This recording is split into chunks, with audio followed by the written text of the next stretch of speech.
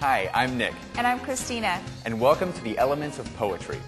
Okay, I realize poetry may not be your first choice in reading, but I have to tell you, there's more to it than meets the eye. Which is exactly the point of our program today. What's this poetry thing all about? Why should you want to read poetry? And how, if at all, can you enjoy reading it? Actually, you can enjoy poetry. And today our sole purpose in life is to show you how. But first, a little about how we operate. If you've seen our other programs, you know we do things a little differently around here.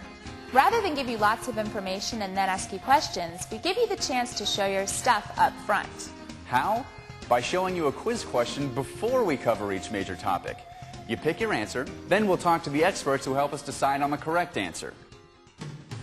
So what do you say? Ready to enter the exciting, yes I said exciting, world of poetry? Great. Here's a quick rundown of the main topics we'll be discussing. We'll talk about poetic techniques, including figurative language. It means using language in tricky ways that make words say more than they mean on the surface. We'll also talk about rhyme, rhythm, and musical devices, and we'll also explore what we mean by tone. Lots of ground to cover, which means we better get busy. You can think of poetic techniques as the tools of the poet's trade. The tools a poet uses to create good literature. There are things like rhyme and meter, simile and metaphor. Which brings us to our first question. Which of the following is not, I repeat, not a form of figurative language?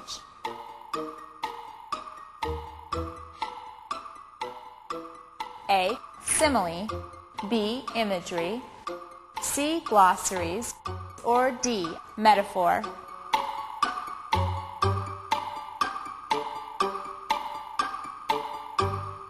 If you said C. Glossaries, you're starting off great.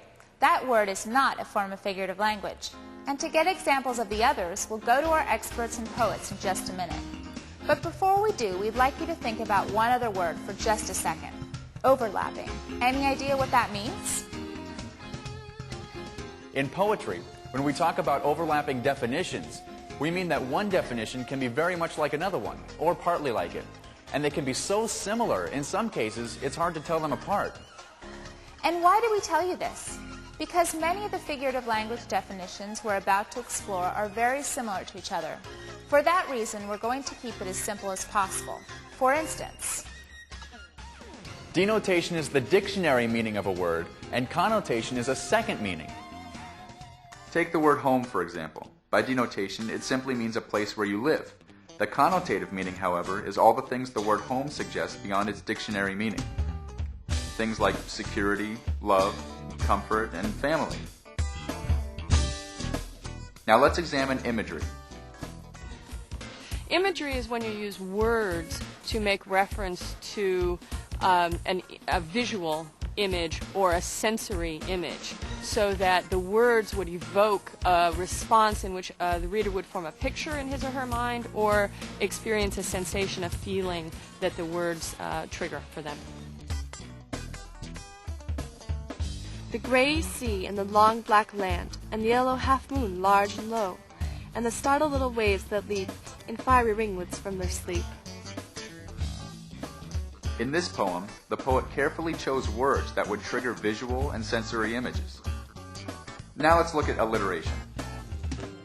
Alliteration in poetry refers to a repetition of the same sound at the beginning of a word. That is, the repetition of the same beginning sound in several words in the poem, like this. Peter Piper picked a peck of pickled peppers. In this little poem, the repetitive P sound creates alliteration. And then there's assonance. Assonance refers to repetition of vowel sounds, either at the beginning, in the middle, or at the end of a word. Go low and slow below the ridge, you'll see a tree beside the bridge. The repetitive vowel sounds in low, slow, and below, and see a tree create assonance. Now let's examine symbol. A symbol is an object or sometimes an idea within a story that also carries a deeper meaning.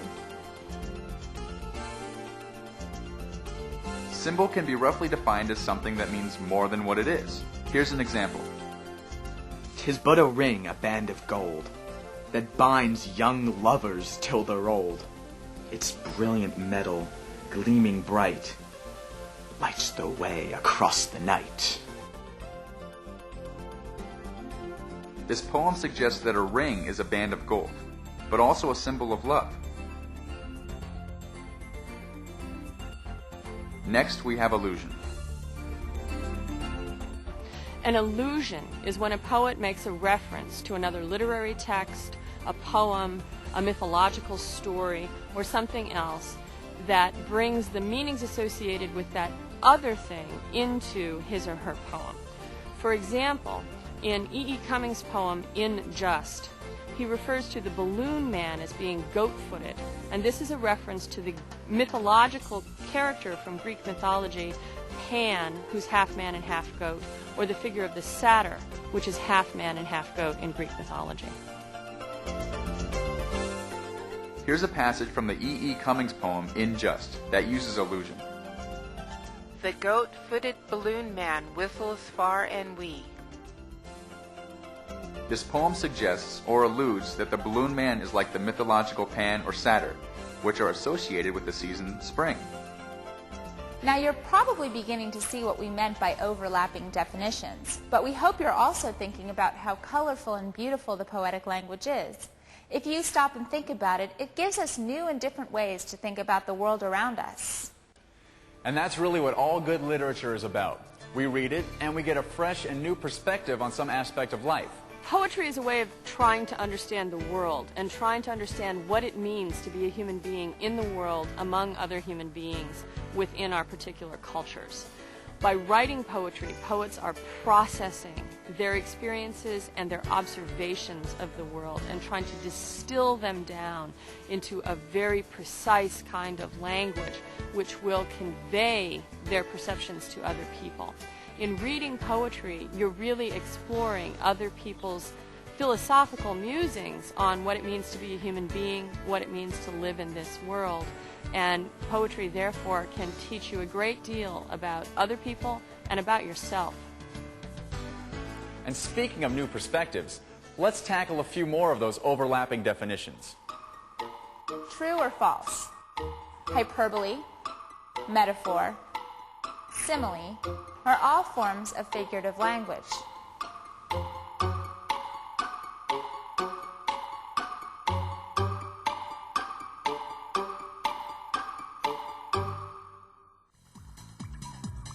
They're all true. Let's get the scoop on each one. Hyperbole is an overstatement or exaggeration meant to place emphasis.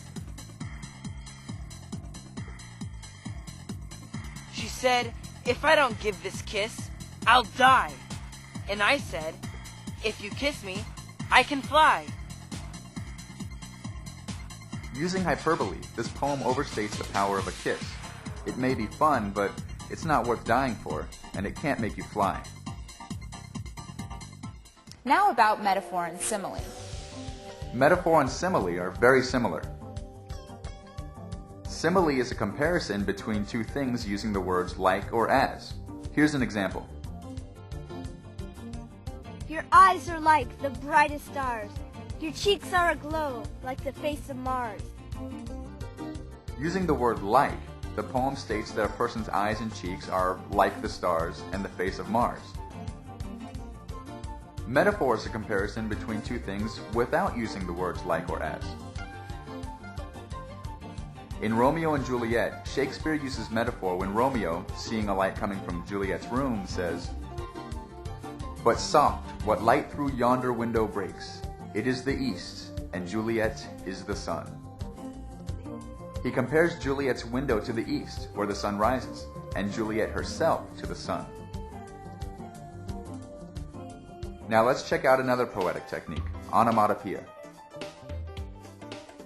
Onomatopoeia is the use of words that sound like what they mean. The pistol popped with a pow, pow, pow. The big dog barked with a bow, wow, wow. The cat took off with a meow, meow, meow. Onomatopoeia is using words that imitate the thing itself, using sound or rhythm. Pow, bow wow, and meow are examples. Now, let's look at oxymoron. It's a figure of speech that joins together two seemingly contradictory elements. Let's listen to an example. Here with you in the bright night, we climb the little hill. Here with you in the darkest light, we keep our movement still. The words bright night and darkest light seemingly contradict each other, but the poetic effect is pleasing. Okay, some pretty impressive performances, I'd say. In fact, I'd call that an understatement. Here's our next question. Which of these are forms of poetic technique? A. Understatement. B. Sentimentality. C. Personification. D. All of the above. Or E. None of the above.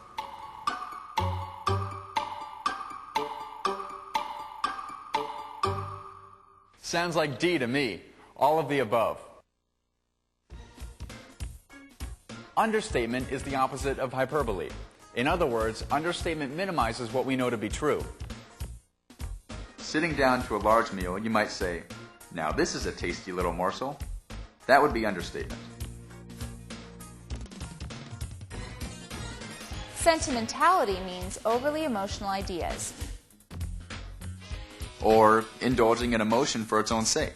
Here's an example.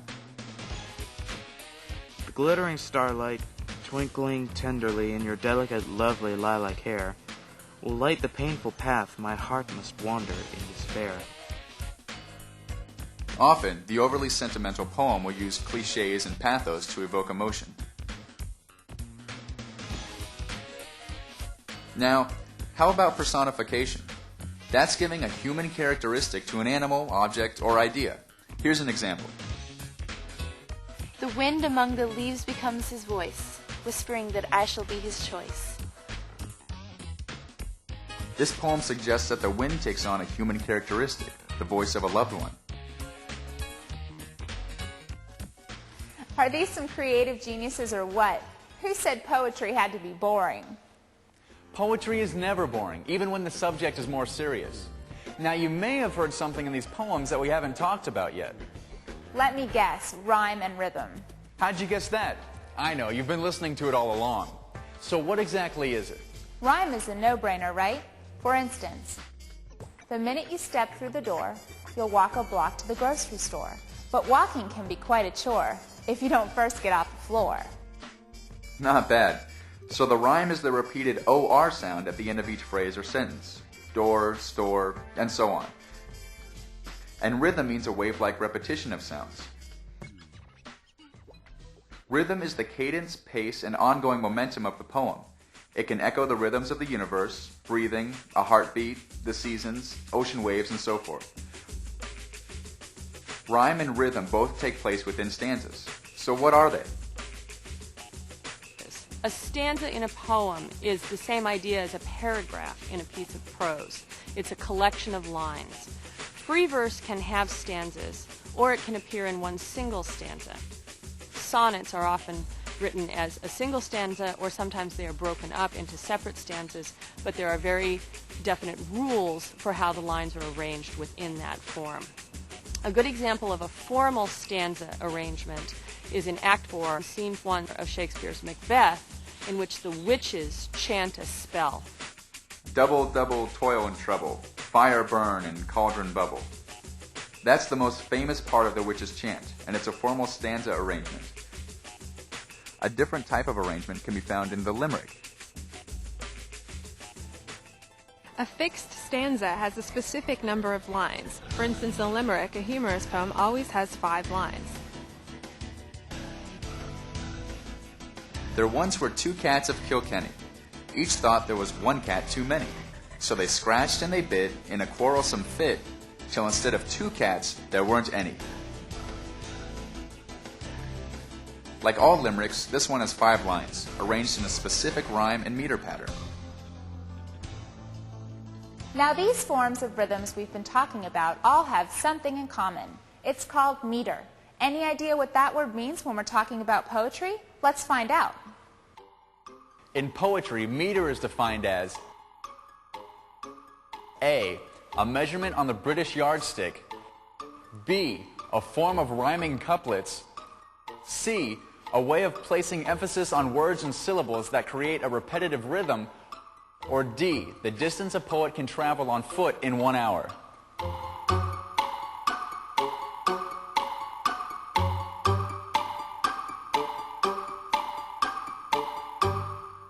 Meter is a way of placing emphasis on words and syllables that creates a repetitive rhythm.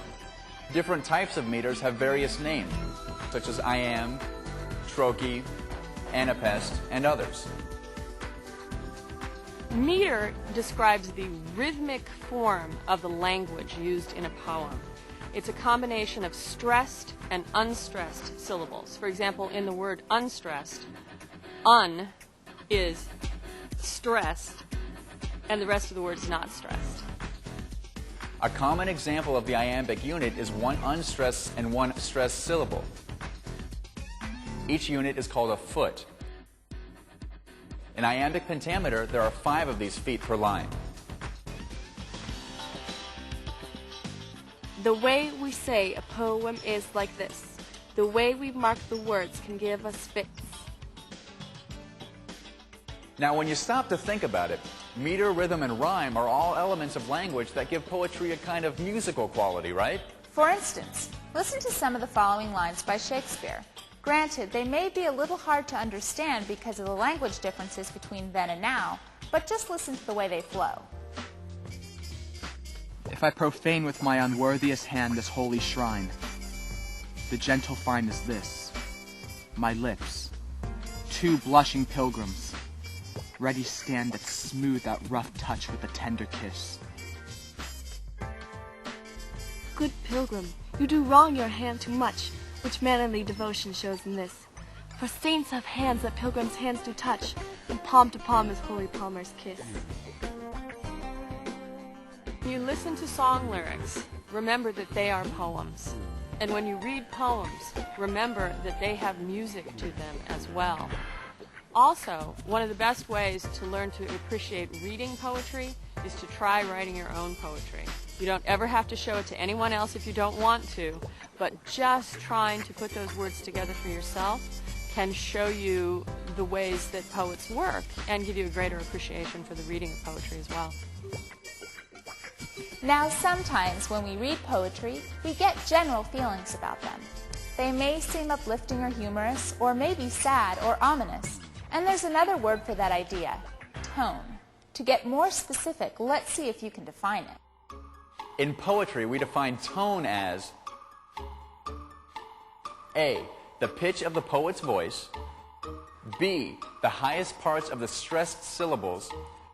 C, the repetitive sounds of end rhymes. Or D, the emotional coloring or attitude of the work.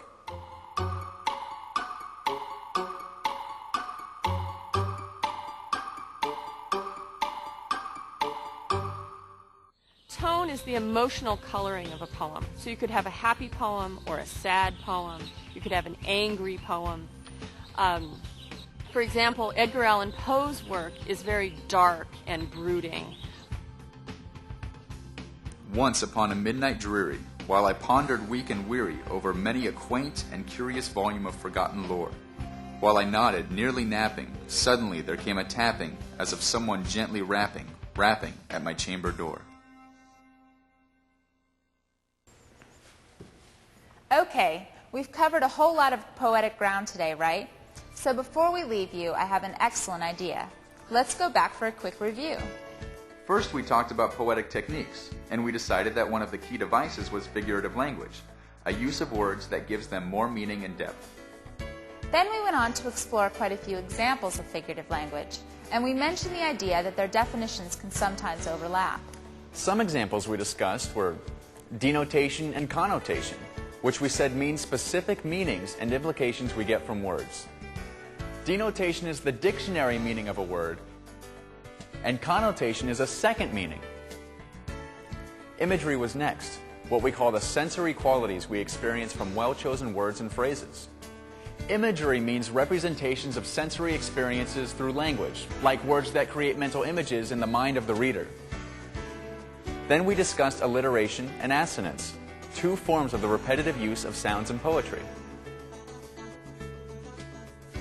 Symbol is also very important, we decided. A symbol is something that means more than what it is. Allusion is another form of second meaning, a suggestion of something else. Allusion is a reference to something that gives a word or phrase a way of suggesting more than it means. As an example, E.E. Cummings' poem In Just calls the balloon man goat-footed, and this alludes to a mythological creature with goat feet. Hyperbole, you'll recall, is overstating something.